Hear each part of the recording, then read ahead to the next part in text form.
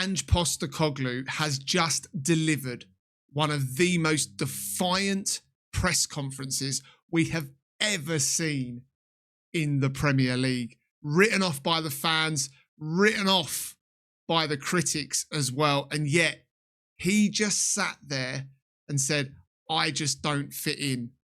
Wow. Wow from Ange Postecoglou. He continues to deliver, but right now he needs to deliver on the pitch. We're going to break it down every moment from that rant, and I'm going to give my honest opinion about what it means for him, for the fans, and for the club.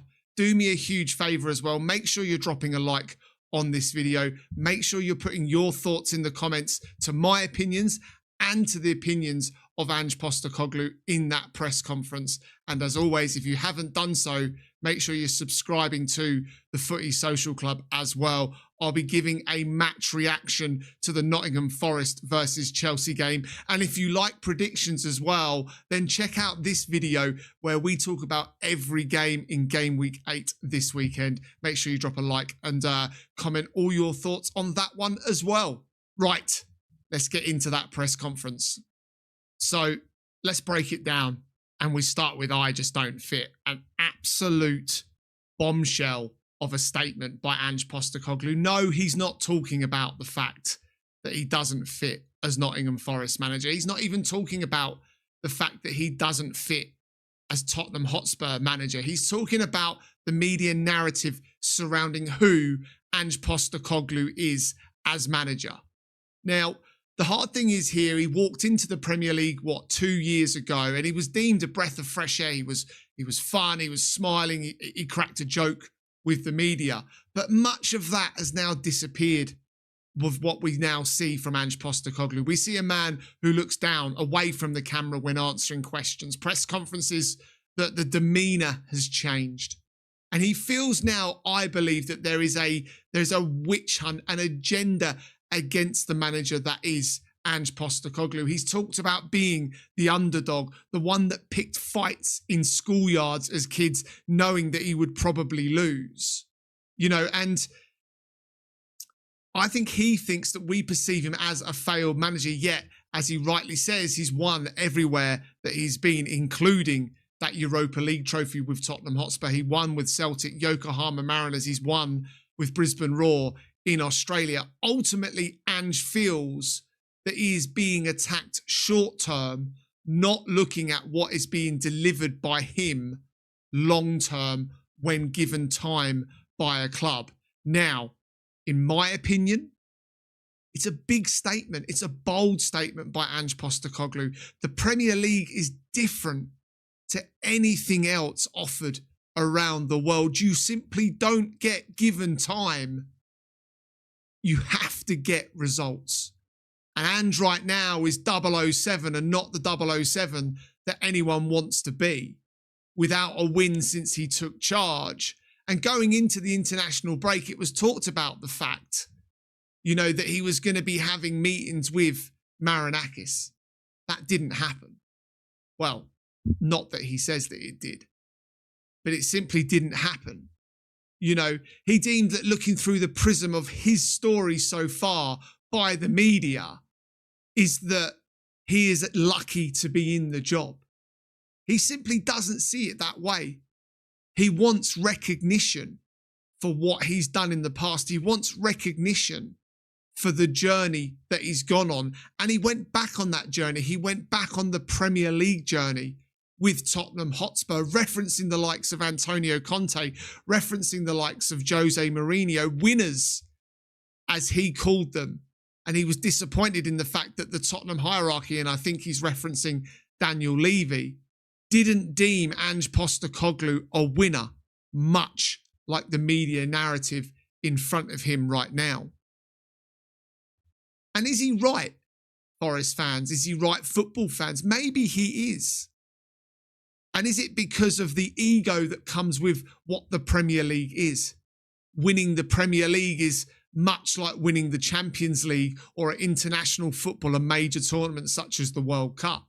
Winning anywhere else is deemed not important. We consider down south that the the Scottish League is much like a farmers league. The Australian League, the A-League, is going to get absolutely no airtime. It's not even to the standard of League Two, much the same of the J-League. But he did deliver a major trophy in the Europa League for Spurs, yet in his eyes, through the prism of his story, he's deemed a failure for finishing 17th in the Premier League. He referenced at that point, looking at the team squads announced in the last 5 or 6 of those games, giving the players 2 days off to go on a bender prior to the last game against Brighton. He referenced how he wished he still had Harry Kane that season and what might have been. The simple facts are, though, Ange, your story was told. You finished 17th in the Premier League, and for a club the size of Tottenham, that simply isn't good enough. And if you bring it forward to Nottingham Forest, a club that was seen on an upwards trajectory last season, who had success under Nuno Espirito Santo, who finished 7th, who embarked on a Europa League campaign this season.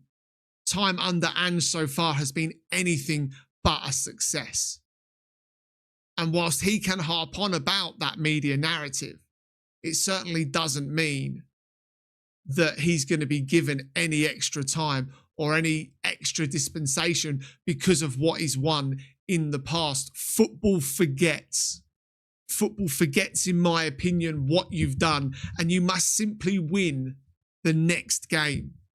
Ange Postecoglou's under immense pressure to beat Chelsea at the weekend. Does it mean, in my opinion, that he's going to get sacked if he doesn't? No, it doesn't. I think we would have heard more from Nottingham Forest over the international break if the pressure was really on. I think you would have seen stories coming out saying Ange has got 3 games to save his job. He talked about the fact that he's just found himself somewhere to live. How football has changed over the last 15 or 20 years, when managers on huge salaries are renting apartments, when previously they would have moved their whole family into the area, bought a house and looked to settle down into life. Football management now is so short term, and Ange knows that. But he talked about the fact that, he doesn't look at the weeds, how the fans are, how the critics are, YouTubers, everyone else. I alike have said that I think time is already up for Ange Postecoglou, but I respect the position that he has put himself in today. But right now, being defiant, sticking his chest out, he is adding even more pressure to the fact that he must get his Forest side to put a performance in. I understand that he is trying to do something long term. I understand that he's trying to change the way Forest want to play. That's great, in my opinion. There is a club there, as I mentioned a moment ago, on an upwards trajectory. A club that wants probably European football. A club that spent £180 million on exciting talent this year. A club that's already got exciting talent on its books. The likes of Morgan Gibbs-White, Milenkovic, Elliot Anderson. They've got top draw players, Nottingham Forest, in my humble opinion. But it's now for Ange Postecoglou, whilst he transitions into the way that he wants to play. We know it, it's Ange ball. But getting to that point, and his so-called nirvana, he must find a way to pick up points. Otherwise, simply put, he won't get given any time. And the next 6 fixtures for Forest are difficult. There's games against the likes of Chelsea. There's games against the likes of Liverpool. There's tough games in Europe against Porto and others. The games are going to come thick and fast, and what has he done different on the training ground? Probably not a lot. A lot of those players now, they've been on international duty. It's going to be difficult. If he can get 1 or 2 wins under his belt, a couple of draws, show the Forest fans and the media that there's an adaptability to his game whilst he works on what he wants long term, what's growing, as he calls it, then Ange will simply be given time. He will be allowed to get this right because he's right. He is a winner. He wins at every club that he goes to. But Forest fans and the media, they want to see a different Ange Postecoglou, not the one that just wants to die on his sword. We know in the owner at Nottingham Forest, Marinakis, he's passionate about the club, sometimes in the wrong ways, but ultimately he puts his money where his mouth is. He invests heavily. You know, he wants to see Forest do well. For Forest fans right now, what do you do off the back of this press conference? Do you back the man when it gets tough? What if Chelsea score first at the weekend? You know, against Newcastle for 60 minutes at St James's Park before the international break. I didn't think that Nottingham Forest were that bad, but once Newcastle scored, the heads dropped. And right now it feels Ange is almost calling for Forest fans to back him. Yes, he says he doesn't care about the pressure. He doesn't care what others think. That's him putting on his armour as manager.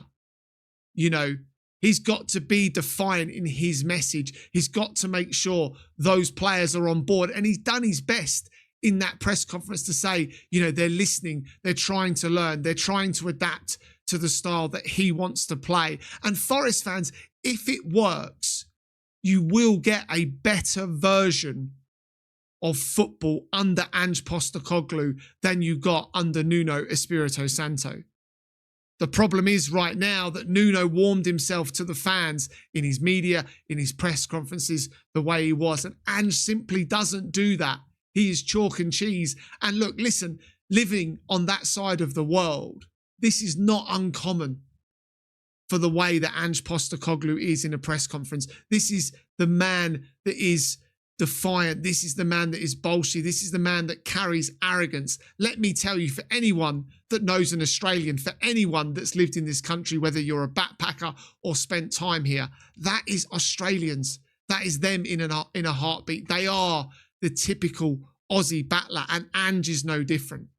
Can he win with Forest long term? Sure. Will he be given time to do so?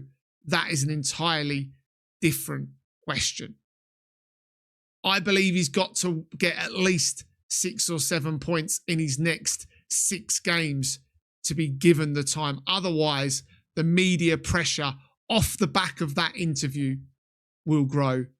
The fan pressure will grow. We already saw them singing "You're Getting Sacked" in the morning in the Europa League game, Forest's first home game in over 20 years against Midtjylland, which they ultimately lost. Forest fans won't be patient. The media witch hunt will continue. And Ange, in some perspective, has actually fueled the fire with this one. Guys, let me know. It was an unbelievable interview. You could go on for an hour breaking it down. I just wanted to give you my opinions on the very best bits of it. Let me know your thoughts down in the comments. Does Ange get given time? What did you make of that press conference? Make sure you drop a like on this video if you haven't done so already. Head over to the Footy Social Club's prediction video, game week 8. I'll give you my thoughts on what Forest Chelsea will be this weekend. And check us out after the game, match reaction to Nottingham Forest versus Chelsea. I'll see you on the next one.